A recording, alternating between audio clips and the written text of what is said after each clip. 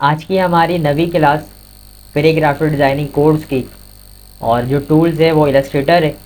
और आज से हम कुछ लोगों के आज की जो क्लास है, जो आज का टॉपिक है, वो हमारा कुछ लोगों के हवाले से, ठीक है, सेट ऑफ लोगों के हवाले से आज की हमारी क्लास है, बिल्कुल बेसिक क्लास। तो चलते हैं इलस्ट्रेटर डैशबोर्ड की तरफ और सीखते हैं लोगों को बनाना, कि हम किस तरीके से लोगो वगैरह बना सकते हैं। अच्छा, सबसे पहले तो यहाँ पर मैं क्रिएट न्यू पर क्लिक करके एक पेज को क्रिएट कर लेता हूँ अपने सॉफ्टवेयर पे, अपने इस डैशबोर्ड पे। ये हमारे पास एक कॉमन सा पेज आ चुका है, जिसके ऊपर हम आज की क्लास जो भी प्रैक्टिस वर्क होगा हम इस पेज के ऊपर करने वाले हैं। उसके बाद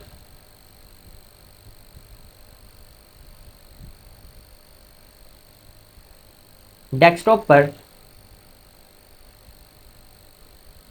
एक इमेज है, यहाँ पर सेट ऑफ लोगों से रिलेटेड, ठीक है। ये एक इमेज है। इसको मैं डायरेक्टली फुल इलस्ट्रेटर पर ओपन करता हूँ। किस तरीके से ओपन करना है, अगर आपके पास कोई भी इमेज है आपके डेस्कटॉप पे या किसी भी फोल्डर पर और आपको उसको इलस्ट्रेटर पर ओपन करना है, तो आप सिंपल क्लिक करके आपने क्लिक करना है, ठीक है, लेफ़्ट क्लिक, और इसे ड्रैग करना है। ड्रैग करके आपको इस इमेज को इलस्ट्रेटर पर ले आना है, और जैसे ही आप इलस्ट्रेटर वाले आइकन पर लेके जाएंगे, इलस्ट्रेटर सॉफ्टवेयर ओपन होगा और आप इस इमेज को इस डैशबोर्ड के अंदर आके ड्रॉप कर देंगे, रिलीज़ कर देंगे, और वो इमेज आपके पेज पर ओपन हो जाएगा कुछ इस तरह, ठीक है। ये एक इमेज है जिसको मैं इस आर्टबोर्ड के बिल्कुल साइड पर रख रहा हूँ, ठीक है। और इसके मैं साइज़ को थोड़ा सा इंक्रीज़ कर लेता हूँ। देखिए, जब भी आप साइज़ वगैरह इंक्रीज़ करना है आप लोगों ने, तो आप लोग इस बात का अपने ख्याल रखना है कि आप शिफ्ट प्रेस करके इंक्रीज़ करें साइज़ को, ताकि आपका जो शेप है वो ख़राब ना हो। बिना शिफ्ट के अगर आप प्रेस करेंगे तो आपका शेप ख़राब हो सकता है कुछ इस तरह, ठीक है। तो आपने कोशिश करना है कि शिफ्ट का बटन भी आप लोग प्रेस कर लें। कंट्रोल Z करता हूँ मैं, और शिफ्ट प्रेस करके इस इमेज के साइज़ को मैंने इंक्रीज़ कर लिया।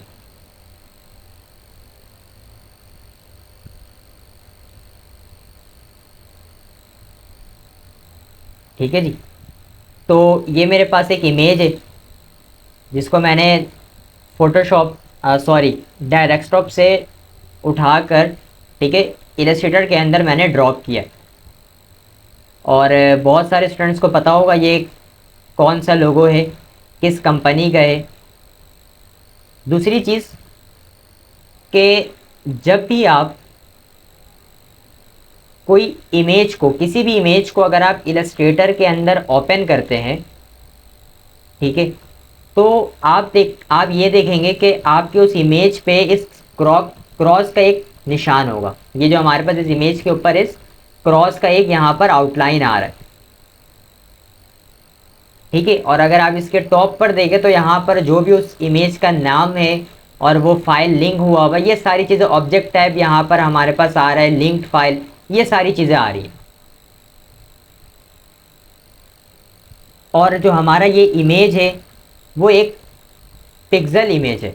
अगर मैं इसको जूम करूं कंट्रोल प्लस करके, ठीक है, तो आप यहाँ पर देख सकते हैं मेरी स्क्रीन पर, और एक सेकंड, तो मैं और जूम करता हूँ।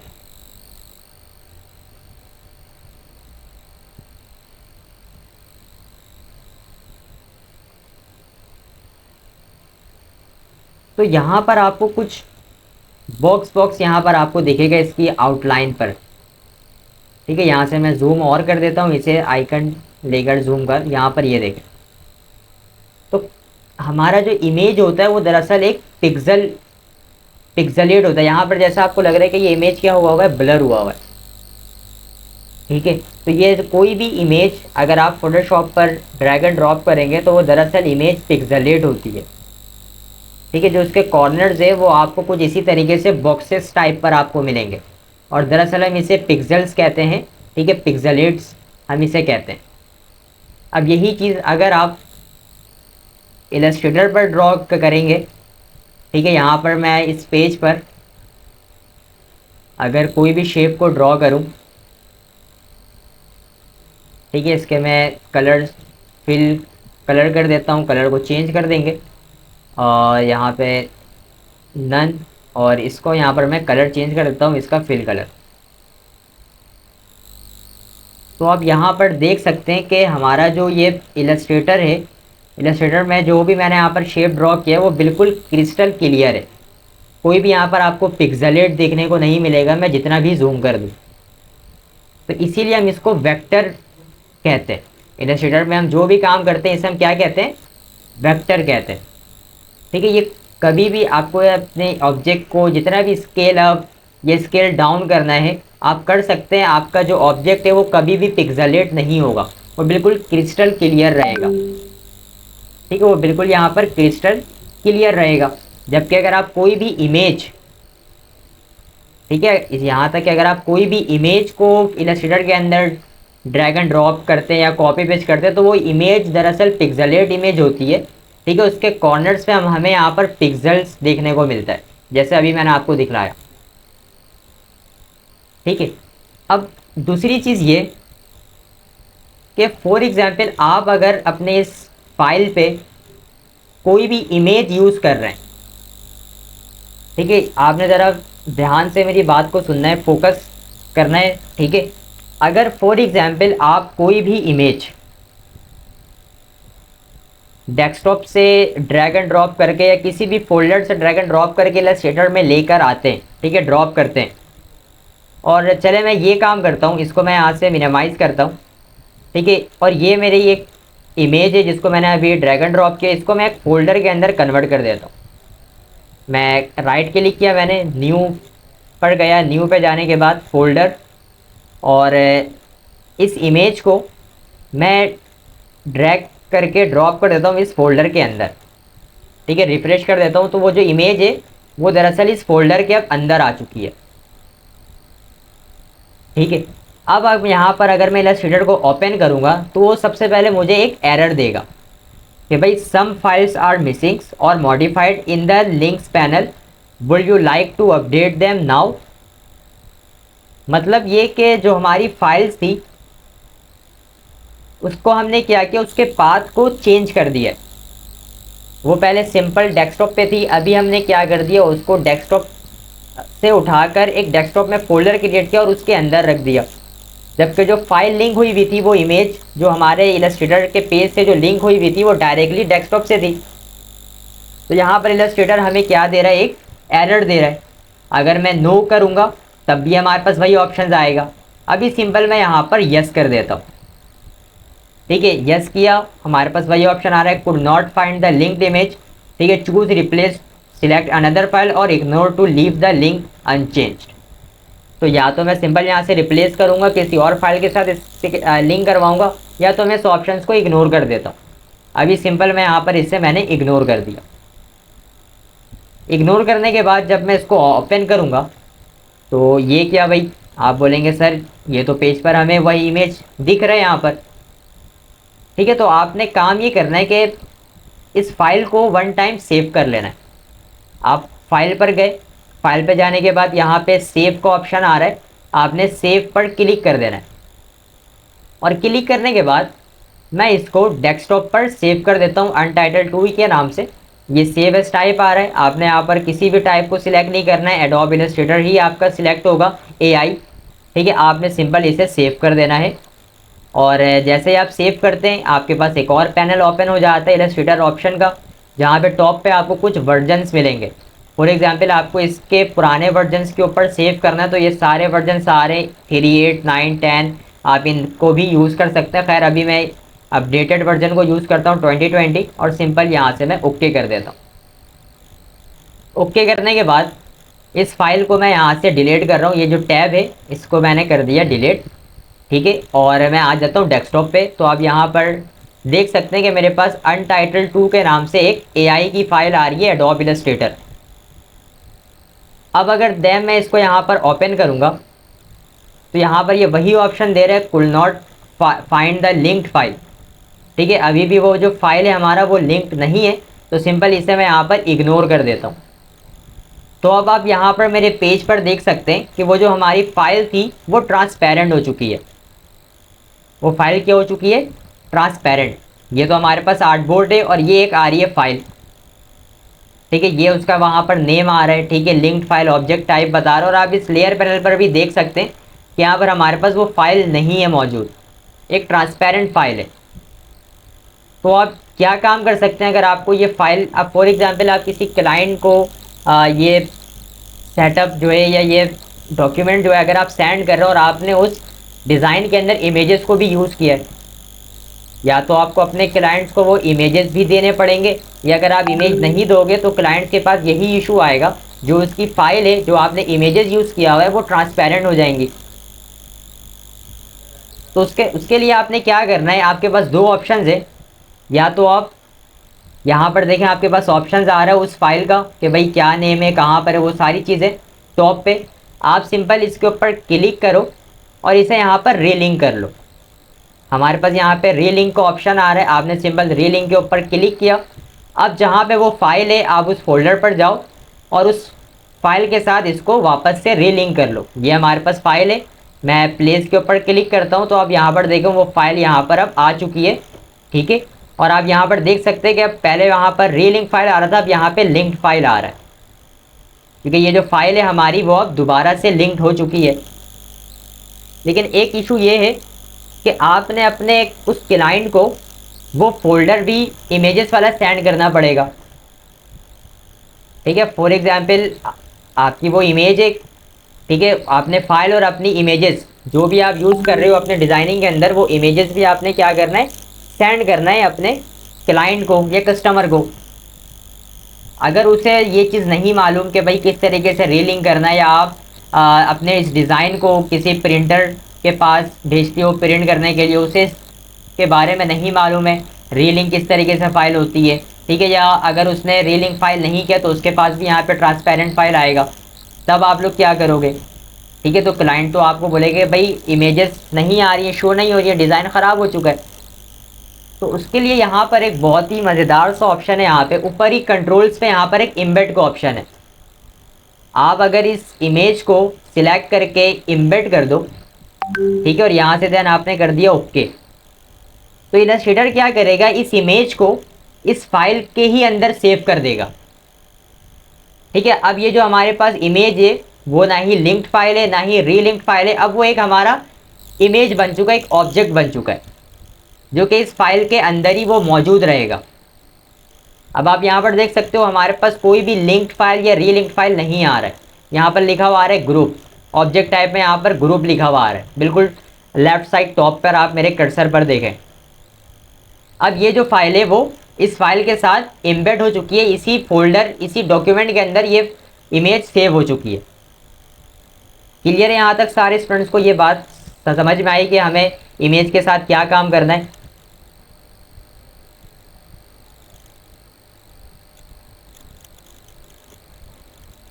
जल्दी से एक थंब का रिएक्शन दे दें।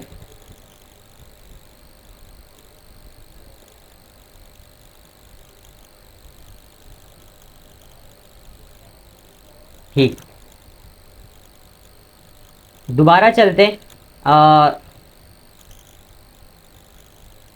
इसको मैं थोड़ा सा आर्टबोर्ड के साथ ऐड कर लेता हूँ, बिल्कुल ठीक।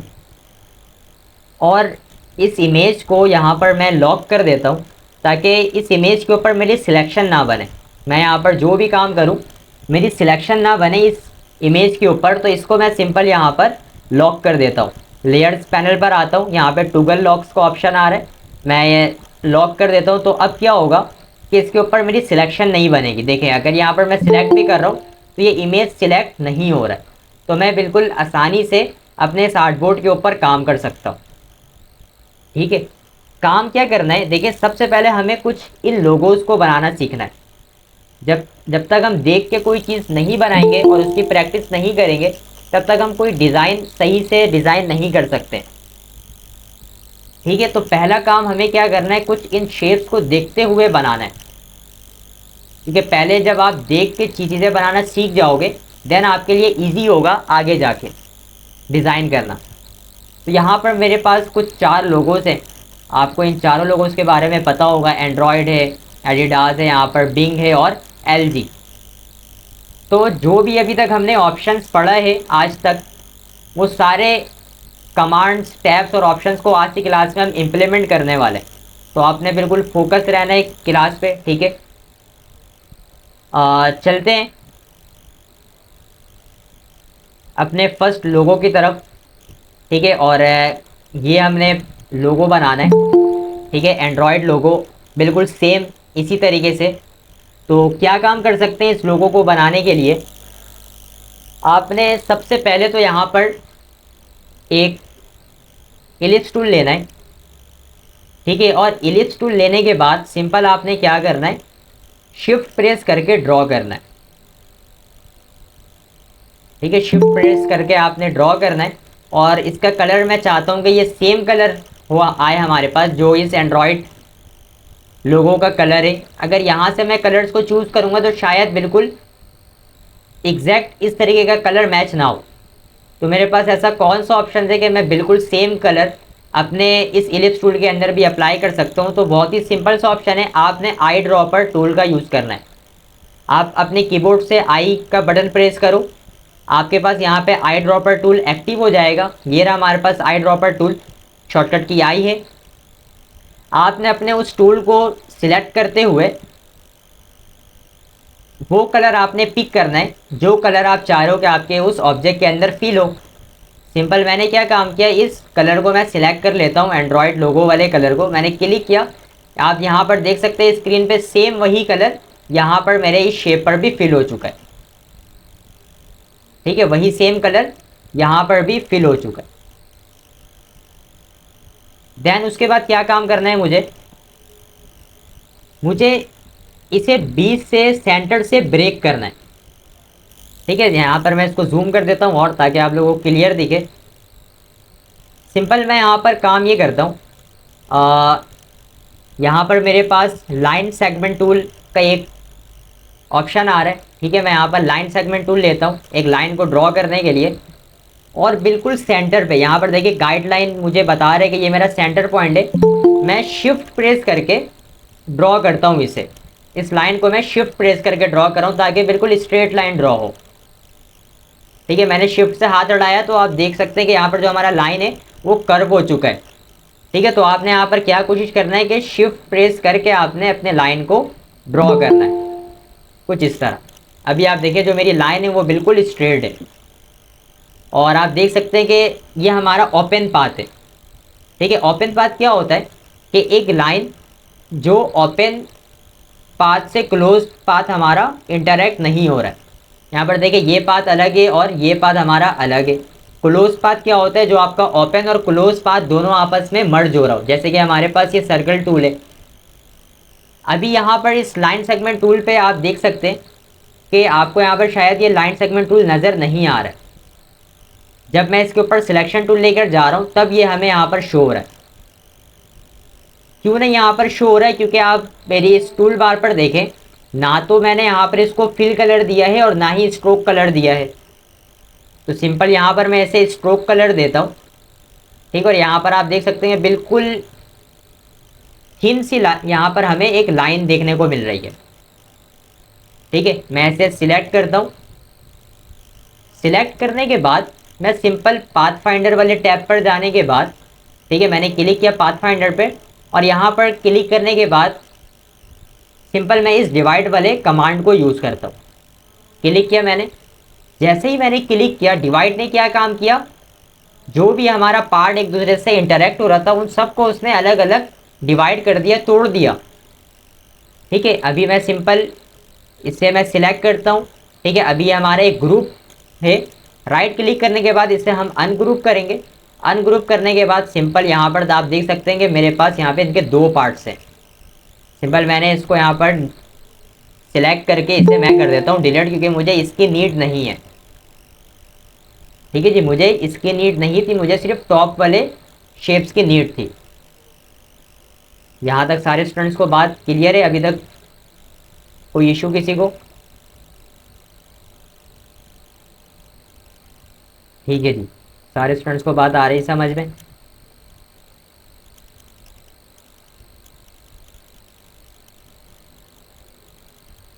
उसके बाद ठीक है, यहाँ पर आप देखें कि हमारे पास एक स्क्वायर बॉक्स शेप की तरह यहाँ पर एक शेप आ रहा है, एक डिज़ाइन आ रहा है। तो सिंपल हम भी क्या काम करते हैं, यहाँ से मैं एक रेक्टेंगल टूल सिलेक्ट करता हूँ और उसे सिंपल ड्रॉ करते हैं।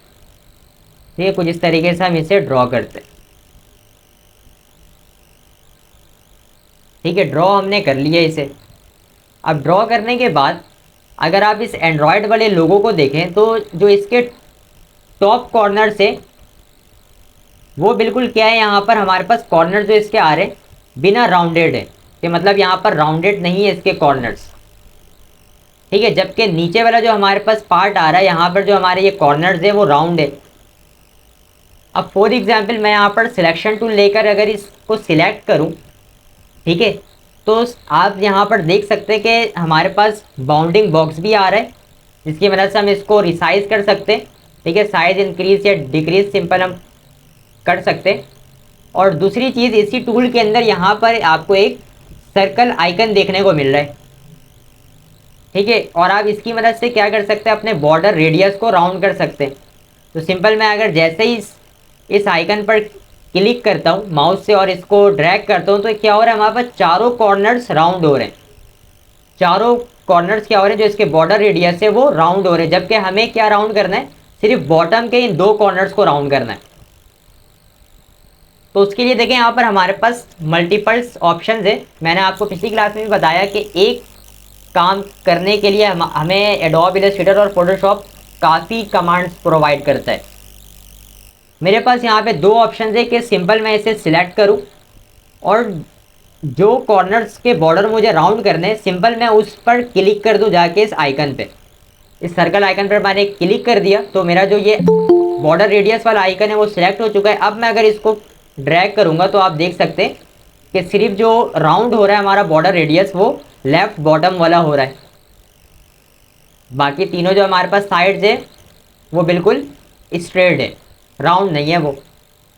ठीक है, अगर मैं सिंपल राइट बॉटम वाले इस आइकन को सिलेक्ट किया पहले मैंने, और सिलेक्ट करने के बाद जब मैं इसको भी राउंड कर रहा हूँ तो हमारा सिर्फ ये वाला पार्ट राउंड हो रहा है। और यहाँ पर हमें वैल्यूज़ भी मिल रही है point wise, R means radius. ठीक है, आप यहाँ पर चेक कर सकते हैं। अब ये शायद इक्वल नहीं है, कुछ ना कुछ पॉइंट्स का यहाँ पर हमें इशू आ रहा है। ठीक है, कुछ ना कुछ पॉइंट्स का इशू आ रहा है, तो इसको मैं वापस से स्ट्रेट कर लेता हूँ। दूसरा ऑप्शन ये कि हम डायरेक्ट सिलेक्शन टूल की मदद से इन दोनों पार्ट्स को सिलेक्ट करें, सिर्फ नीचे वाले पार्ट्स को। तो आप यहाँ पर देख सकते हैं जो हमारा पार्ट सिलेक्ट हुआ है वो बॉटम वाला पार्ट सिलेक्ट हुआ है। अगर मैं किसी भी इस आइकन्स पे ड्रैग करूँ तो हमारा दोनों पार्ट यहाँ पर क्या हो रहा है, राउंड हो रहा है। ठीक है, आप यहाँ पर देख सकते हैं 20.79 पिक्सल्स हमने अभी तक इसे राउंड कर दिए और ये दोनों कॉर्नर्स एक साथ राउंड हुए।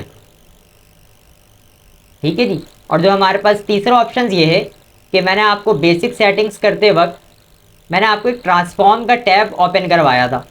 ये हमारे पास आ रहा है टॉप पे ट्रांसफॉर्म। आपने सिंपल क्लिक करना है इस ट्रांसफॉर्म वाले ऑप्शन पे और यहाँ पर आपको काफ़ी ऑप्शंस देखने को मिलेंगे।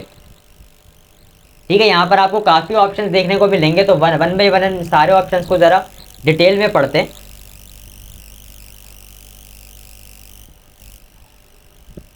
पहला जो हमारे पास ऑप्शन आ रहा है वो है एक्स की वैल्यू और वाई की वैल्यू, मतलब कि एक्स एक्सेस और वाई एक्सेस, जो हमें अपने डायमेंशंस बताता है कि अभी हमारी जो इमेज है हमारे पेज पे किस पोजीशंस पर है। सेकंड, यहाँ पर विड्थ और हाइट का ऑप्शन आ रहा है कि भाई विड्थ हमारे शेप की कितनी है और हाइट कितनी है। विड्थ हम यहाँ पर देख सकते हैं 149 पिक्सल्स है, जबकि हाइट 125 पिक्सल्स। उसी के बाद यहाँ पर रोटेट का ऑप्शन हमें देखने को मिल रहा है। ठीक है, अगर मैं यहाँ पर रोटेट करूँ इसे, आप यहाँ पर कोई भी वैल्यू दे सकते हैं, फिक्स वैल्यू, या अपने माउस को अगर आप स्क्रॉलर को टॉप की तरफ मूव करें तो आप यहाँ पर देखें हमारा जो इमेज है वो रोटेट हो रहा है। कहाँ से रोटेट हो रहा है, सेंटर पॉइंट से। ये सेंटर पॉइंट से ये रोटेट हो रहा है 10 सेंटीग्रेड। ठीक है, यहाँ पर आप देख सकते हैं। ठीक है, अगर यहाँ पर देखिए एक चीज़ और ऑप्शन है, यहाँ पर मैं 0 कर देता हूँ। अगर आप बिल्कुल टॉप पे देखें तो यहाँ पर आपको रेफरेंस पॉइंट का ऑप्शन देखने को मिलेगा, क्योंकि हमारे इस रेफरेंस पॉइंट के अंदर जो पॉइंट सिलेक्ट है वो सेंटर है। तो अगर हम यहाँ पे कोई भी चीज़ रोटेट कर रहे हैं तो वो सेंटर से रोटेट हो रही है। अब फॉर एग्जांपल आप चाह रहे हैं कि आप लेफ्ट कॉर्नर की तरफ से इस ऑब्जेक्ट को रोटेट करें, तो आपने अपना रेफरेंस पॉइंट चेंज कर लेना है। आप यहाँ पर क्या सिलेक्ट कर लें, लेफ्ट टॉप वाला, आप ये जो रेफरेंस पॉइंट है आप इसे सिलेक्ट कर लें। ठीक है, मैंने इसे सिलेक्ट किया। अब अगर मैं यहाँ पर रोटेट करूँगा अपने इस ऑब्जेक्ट को, ये रोटेट कहाँ से होगा, टॉप लेफ्ट से ये हमारा ऑब्जेक्ट रोटेट होगा। ये शेप यहाँ पर आप देखें, ये देखें ये कहाँ से रोटेट हो रहा है, टॉप लेफ्ट से रोटेट हो रहा है। ठीक है, तो इस तरीके से आप अपने इमेज को रेफरेंस पॉइंट देकर उसे रोटेट या उसके साइज को इंक्रीज या डिक्रीज कर सकते हैं। तो अभी मैं इसको वापस सेंटर पॉइंट दे देता हूँ। ठीक है, उसके बाद भी हमारे पास कुछ ऑप्शंस आ रहे हैं यहाँ पर शेयर का। ये क्या काम करता है, ये हमारे ऑब्जेक्ट को इटैलिक कर देता है। ठीक है, कर्व कर देता है कुछ इस तरह, ये देखें, ये देखें। ठीक है, तो अभी मैं इसको यहाँ पर 0 ही रख लेता हूँ। उसके बाद भी हमारे पास सेम कुछ वही ऑप्शंस आ रहे हैं रोटेट के। अगर आपको इसकी विड्थ, रेक्टेंगल विड्थ को बढ़ानी है, हाइट को बढ़ानी है, तो आप सिंपल 1/1 यहाँ से भी आप मैनेज कर सकते हैं। ये भी भाई आपके पास रोटेट का ऑप्शन आ रहा है। अच्छा, उसके बाद यहाँ पर आपको इसी के इस रोटेट के नीचे आपको यहाँ पर बॉर्डर रेडियस के कॉर्नर्स टाइप के ऑप्शंस मिल रहे हैं। सारे यहाँ पर स्पेसिफिक हैं। ठीक है, जैसे कि ये वाला जो ऑप्शन आ रहा है हमारे पास टॉप लेफ्ट का आ रहा है, ये बॉटम लेफ्ट का आ रहा है, ये हमारे पास टॉप राइट है, और ये टॉप बॉटम है, सॉरी राइट बॉटम है। अब मुझे सिंपल जो रोटेट करना है वो लेफ्ट बॉटम से और राइट बॉटम से अपने इस साइड्स को राउंड करना है। तो सिंपल यहाँ पर मैं एक स्पेसिफिक वैल्यू दे देता हूँ अपने कॉर्नर रेडियस की, फॉर एग्जांपल 20 पिक्सल्स।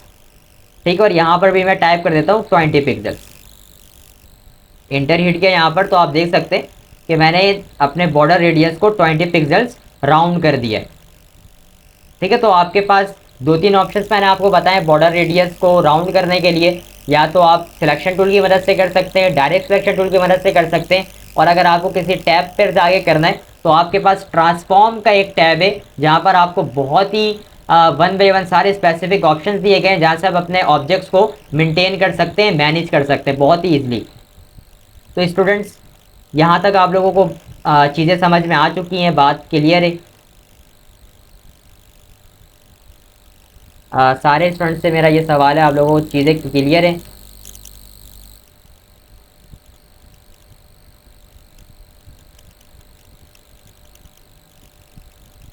जिस स्टूडेंट्स को क्लियर है वो जल्दी से चैट के अंदर 1 टाइप कर दे।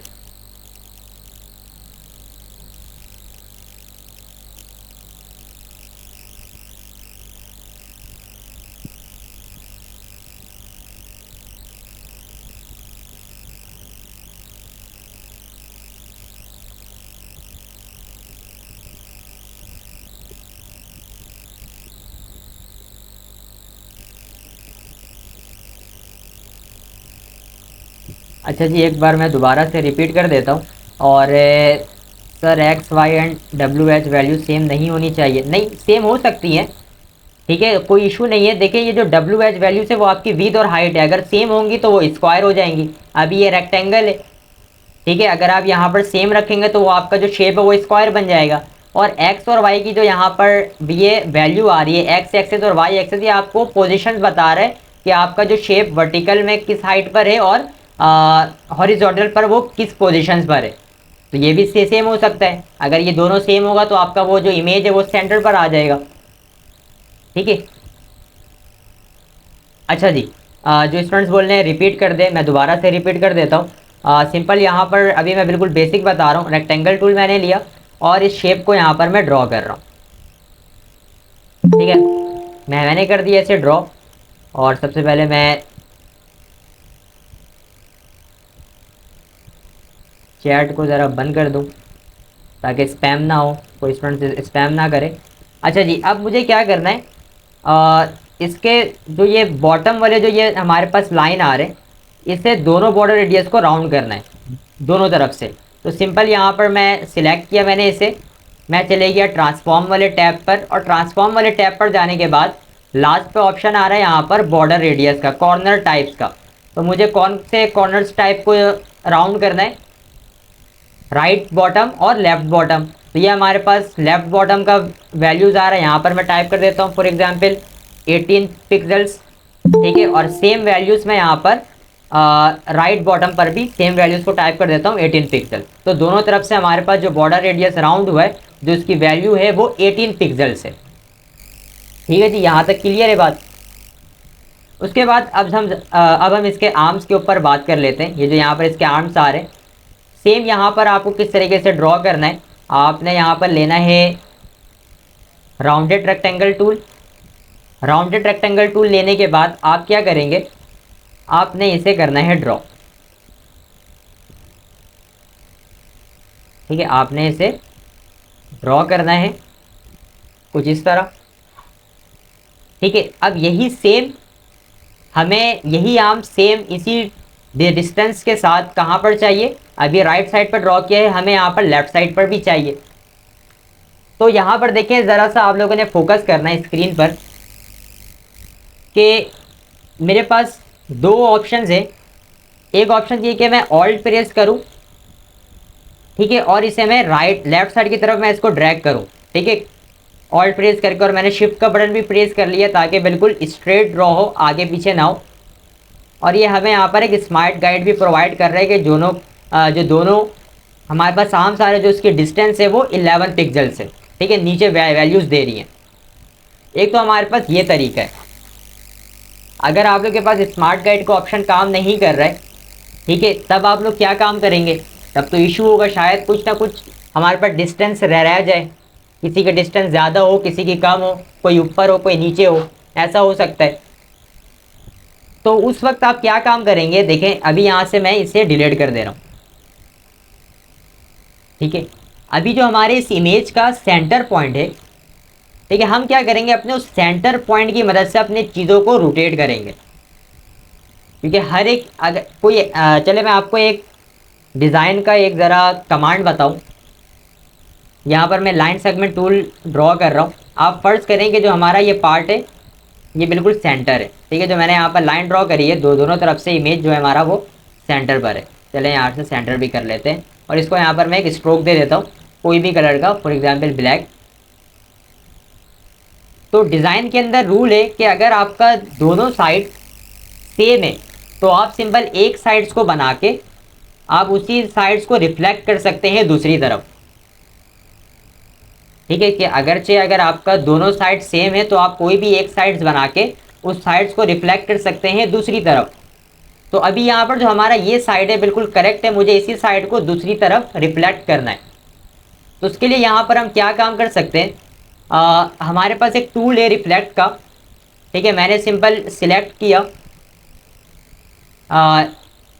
मैंने शेप को, और सिलेक्ट करने के बाद यहाँ पर आप देख सकते हैं कि आपके पास एक रोटेट टूल आ रहा होगा। और इस रोटेट टूल पर जैसे ही आप राइट क्लिक करते हैं, इसके अंदर आपको एक और टूल देखने को मिलेगा जिसका नाम है रिफ्लेक्ट टूल। शॉर्टकट की इसका ओ है। आपने क्या करना है, इस रिफ्लेक्ट टूल को क्लिक करना है, चूज़ करना है इस टूल को, और जो इस इमेज का जो सेंटर पॉइंट है, ठीक है, ये हमारे पास इस इमेज का सेंटर पॉइंट आ रहा है। ठीक है, यहाँ पर आप देख सकते हैं। आपने क्या करना है, सिंपल इसके ऊपर ऑल्ट प्रेस करके क्लिक कर देना है।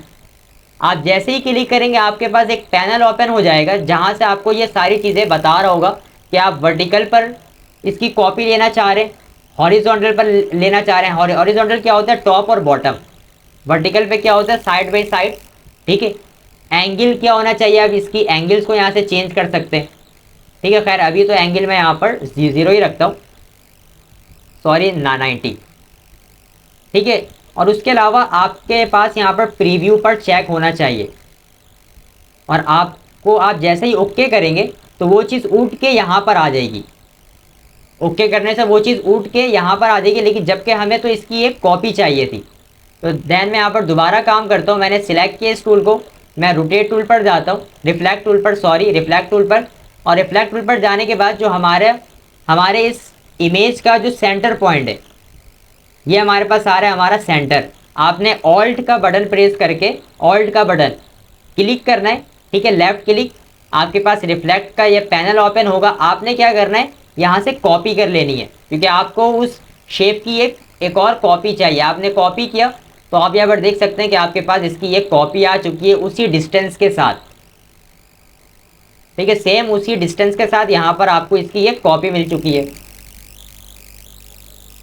यहाँ तक सारे स्टूडेंट्स को बात क्लियर है? बात समझ में आई अभी हमने क्या काम किया?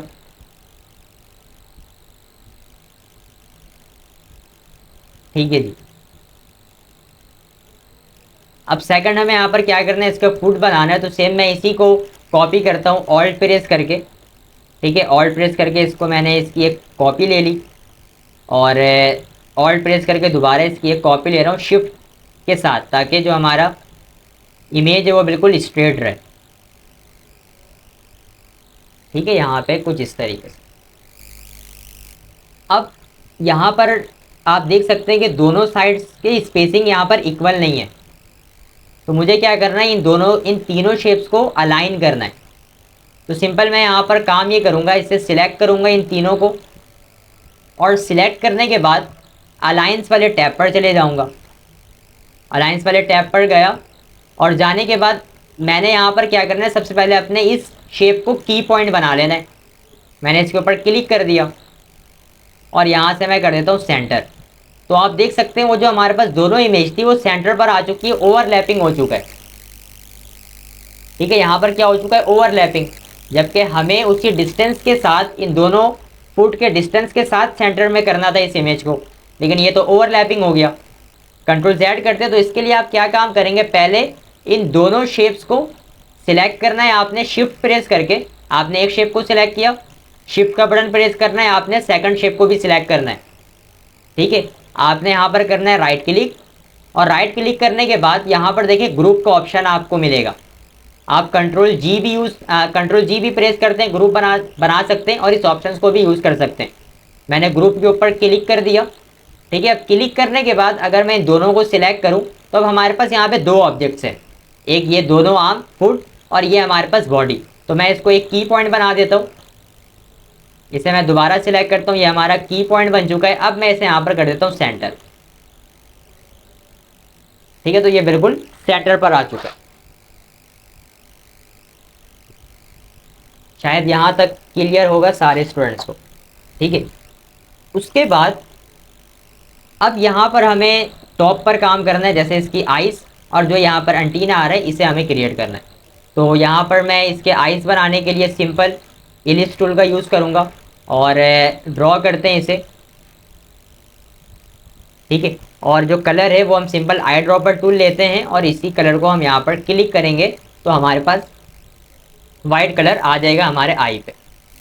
ठीक है, अब सेम इसी डिस्टेंस के साथ मुझे राइट साइड पर भी चाहिए यही आईज।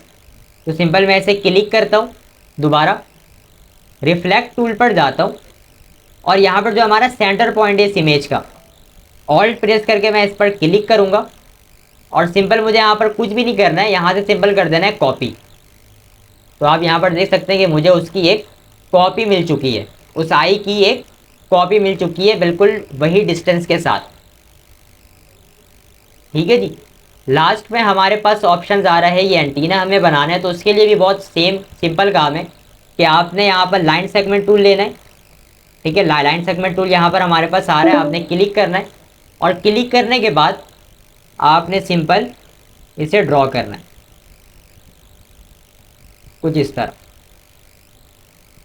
ठीक है, अब दरअसल यहाँ पर यह हमारा एक ओपन पाथ है जिसका कोई क्लोज नहीं है। तो आप सिंपल यहाँ पर सबसे पहले तो हम ना ही हमारे पास इसका फिल कलर है और ना ही स्ट्रोक कलर, आप यहाँ पर स्ट्रोक कलर देंगे।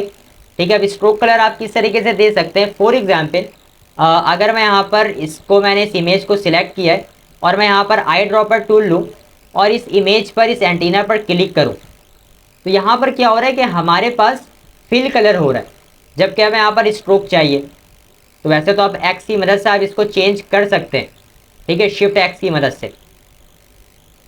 और एक दूसरा पार्ट ये है कि आप अगर शिफ्ट प्रेस करके, ठीक है, यहाँ पर मैं दोबारा कंट्रोल Z कर लेता हूँ, अगर आपके वो पाथ सिलेक्ट होना चाहिए और अगर आप शिफ्ट प्रेस करके आई ड्रॉपर टूल को यूज़ करेंगे तो यहाँ पर आपको स्ट्रोक कलर फिल मिलेगा। ठीक है, शिफ्ट एक्स प्रेस करेंगे तो आपका कौन सा कलर फिल होगा, स्ट्रोक कलर फिल होगा। तो यहाँ पर मैं इसकी स्ट्रोक की वेट जो है वो बढ़ा लेता हूँ। ठीक है, इसकी वेट 1 PT आ रही है, मैं इसको यहाँ पर 4 कर लेता हूँ। ठीक है। अच्छा, आप इसके कॉर्नर्स को देखें, इसके कॉर्नर्स राउंड है, जबकि इसके जो कॉर्नर्स हैं वो बिल्कुल स्ट्रेट है। तो आपने इसके लिए क्या काम करना है, ये आपके पास स्ट्रोक वाला ऑप्शन आ रहा है, स्ट्रोक पैनल टॉप पे कंट्रोल्स, आपने क्लिक करना है। और क्लिक करने के बाद यहाँ पर जो आपको कैप्स के ऑप्शंस मिल रहे हैं, आपने यहाँ से राउंड कैप पर क्लिक कर देना है और कॉर्नर्स पे भी आपने यहाँ पर राउंड ज्वाइन कर देना है। तो आप यहाँ पर देख सकते हैं कि जो हमारा भी ये शेप है उसके कॉर्नर्स क्या हो चुके हैं, राउंड हो चुके हैं, और उसके कैप भी यहाँ पर राउंड हो चुके हैं। ठीक है, यहाँ पर आप देख सकते हैं। अब सिंपल हमें इसका एक डुप्लीकेट चाहिए, तो मैं इसे सिलेक्ट करता हूँ। सिलेक्ट किया, दोबारा रोटेट टूल पर जाता हूँ, सॉरी रिफ्लेक्ट टूल पर क्लिक किया, इसका मैं सेंटर पॉइंट लेता हूँ इस इमेज का। ये हमारे पास सेंटर पॉइंट आ रहा है, एंकर आप यहाँ पर देख सकते हैं लिखा हुआ है। ऑल्ट प्रेस करके मैं जैसे ही क्लिक करूँगा, ठीक है, मुझे इसकी एक रिफ्लेक्शन मिल जाएगी, मतलब कि एक प्रीव्यू मिल रहा है। सिंपल मुझे कॉपी करना है और उसी का मुझे यहाँ पर एक दूसरा पार्ट भी मिल चुका है। और आप यहाँ पर देख सकते हैं कि एक हमारा एंड्रॉयड लोगो यहाँ पर रेडी है। ठीक है, सेम। अब यहाँ पे देखें होगा क्या कि अगर मुझे अपने इस पूरे इमेज को मूव करना है, तो मैं अगर इसको सिलेक्ट करके मूव करूँगा तो सिर्फ ये वाला पार्ट मूव हो रहा है, जबकि मुझे तो 1 क्लिक पे अपने सारे पार्ट्स इस पूरे लोगों को मूव करना है। तो आप इन सबको सिलेक्ट करें सिलेक्शन टूल की मदद से, और सिलेक्ट करने के बाद आपने राइट क्लिक करना है और इसे ग्रुप बना देना है। जैसे ही आप ग्रुप बनाएंगे, ये सारे आपस में जितने भी यहाँ पर ऑब्जेक्ट्स हैं वो सारे ग्रुप में कन्वर्ट हो जाएंगे। अब आप इसको 1 टाइम आप इसको कहीं पर भी क्लिक कर सकते, मूव करवा सकते हैं अपने पेज पर कहीं पर भी। ठीक है, और आप जैसे ही आपने ग्रुप किया, देखें यहाँ पर हमारे पास एक ग्रुप भी बन चुका है। आप भले इसका नेम भी चेंज कर सकते हैं, डबल क्लिक करें। डबल क्लिक जैसे ही किया, यहाँ पर रीनेम का ऑप्शन आ रहा है, यहाँ पर मैं टाइप कर देता हूँ एंड्रॉयड। ठीक है, यहाँ पर आप अपने लेयर्स का नेम भी और ग्रुप का नेम भी चेंज कर सकते हैं।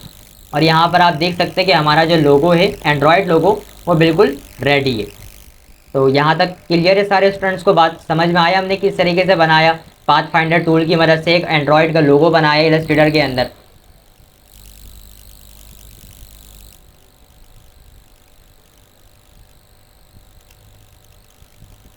सारे स्टूडेंट्स को क्लियर है तो जल्दी से चैट के अंदर 1 टाइप कर दे। जिन स्टूडेंट्स को क्लियर है 1 टाइप कर दें चैट्स के अंदर जल्दी से।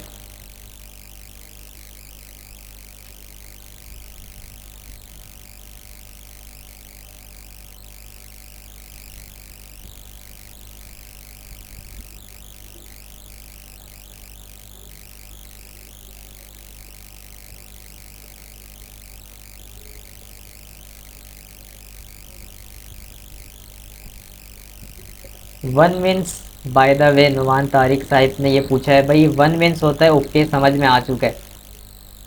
ठीक है, अगर आप दूसरी वैल्यूज़ को टाइप करेंगे तो मैं ये समझ जाऊंगा कि आपको कोई कन्फ्यूजन है।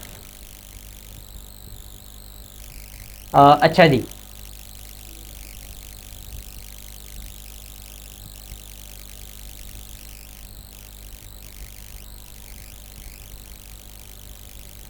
फ़हीमुल्ला,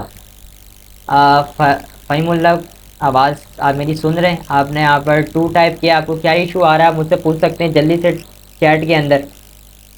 फ़हीम,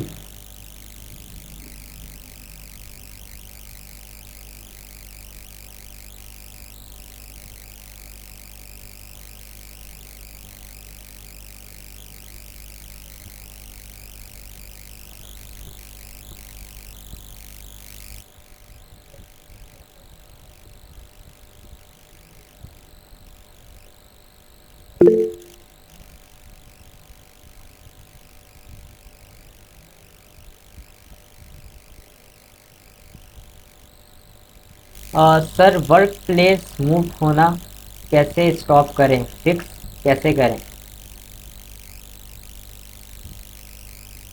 देखें जी, जो आपका ये वर्क प्लेस है, ठीक है, आप उसको यहाँ पर क्या करें, सिंपल लॉक कर दें। अब ये अगर यहाँ पर प्लेस हो रहा है हमारा, ठीक है, कोई भी यहाँ पर जो हमारा वर्क स्पेस है, ठीक है, आप सिंपल इसको लॉक कर दें। यहाँ पर भी देखो तो ये सारी चीज़ जो हमारा वर्क प्लेस है वो बिल्कुल सेट है, कुछ भी इसके अंदर ऑप्शन, हम जो भी काम कर रहे हैं वो आगे पीछे नहीं हो रहा है। तो आप अगर कोई भी काम कर रहे हैं तो आप उस चीज़ को लॉक भी करते जाए।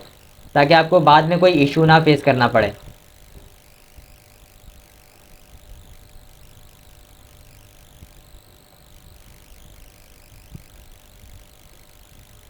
ओके जी।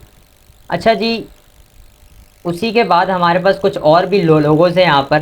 ठीक है, अभी मैं काम ये करता हूँ, इसे मैं यहाँ पर इस जगह ड्रॉप कर देता हूँ। और अब ज़रा चलते हैं अपने दूसरे लोगों की तरफ। ठीक है,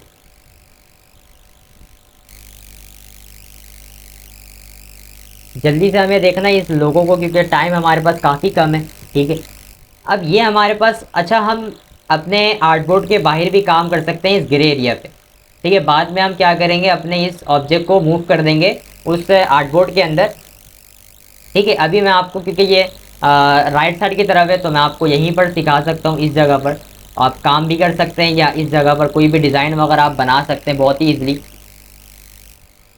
अच्छा जी, चलते हैं हम इस एडिडास लोगों की तरफ के भाई इसे हमें किस तरीके से बनाना है।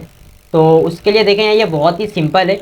आपने क्या करना है, यहाँ पर रेक्टेंगल टूल लेना है और ड्रॉ करना है। ठीक है, एक यहाँ पर हमने इसे ड्रॉ कर दिया कुछ इस तरह। कलर्स यहाँ पर मैं ब्लैक यूज़ कर लेता हूँ, आई ड्रॉपर टूल मैंने सिलेक्ट किया और ये ब्लैक कलर आ रहा है, मैंने इसी पर क्लिक कर देता हूँ। ठीक है, इसकी मैं यहाँ पर कॉपी लेता हूँ ऑल्ट प्रेस करके,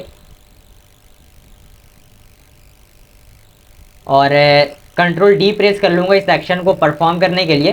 ठीक है, कंट्रोल डी डेल्टा। ठीक है, ताकि मुझे यहाँ पर जो मैंने अभी एक्शन परफॉर्म किया इससे पहले, वो मैंने यहाँ पर रिपीट कर दिया कंट्रोल डी की मदद से। अब करना क्या है, आपने, आप यहाँ पर देख रहे हैं कि ये जो साइजेज़ है इसका, अगर मैं हाइट की बात करूँ तो ये ज़्यादा है, ये उससे कम है, ये उससे कम है। तो सिंपल यहाँ पर भी मैं काम ये करता हूँ कि इन तीनों की हाइट को आपस में ज़रा मैनेज कर लेता हूँ। इसकी हाइट में ज़्यादा कर लेता हूँ, इसकी उससे कम और इसकी उससे कम। तो उसके लिए यहाँ पर सिंपल से मैं लेता हूँ लाइन सेगमेंट टूल। ठीक है, और इसे मैं ड्रॉ करता हूँ इस जगह, शिफ्ट प्रेस करके हमने करना है। उसके बाद यहाँ पर आप कोई भी स्ट्रोक कलर आप दे सकते हैं, यहाँ पर मैं इसको वाइट कलर दे देता हूँ और सिंपल यहाँ पर ऑल्ट प्रेस करता हूँ। ठीक है, और इसकी यहाँ पर मैं एक डुप्लीकेट ले लेता हूँ कुछ इस तरह, कुछ इतना स्पेस के साथ, और इसी काम को दोबारा परफॉर्म करना है तो कंट्रोल डी प्रेस कर लेता हूँ। सेम फिर मैं इसके साइज़ को सबसे टॉप वाले लाइन सेगमेंट टूल के साथ मर्ज कर दूंगा।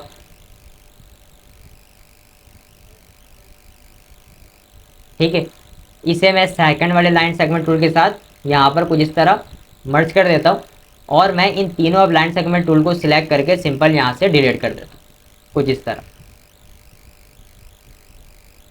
उसके बाद, अच्छा, टाइम शायद हमारे पास कम रह गया, सिर्फ और सिर्फ 2 मिनट रह गया, हमारी जो गूगल मीट है वो ऑटोमेटिकली ऑफ हो जाएगी। तो जल्दी से अगर आप लोग ये बता दें कि आपको, अगर ये टॉपिक को मैं कंटिन्यू करूं, मैं आप लोगों के साथ एक और लिंक शेयर कर दूंगा, तो आप लोग उसमें ज्वाइन हो जाएं। ये आज की क्लास यहीं तक रखते हैं, आप लोग जल्दी से चैट में बता दें, वरना हम फिर कल की क्लास में इसको पढ़ेंगे आगे। आगे की क्लास हम कंटिन्यू करें, हाँ या ना, आप लोगों ने चैट में जल्दी से बता देना है, क्योंकि टाइम हमारे पास कम रह गया।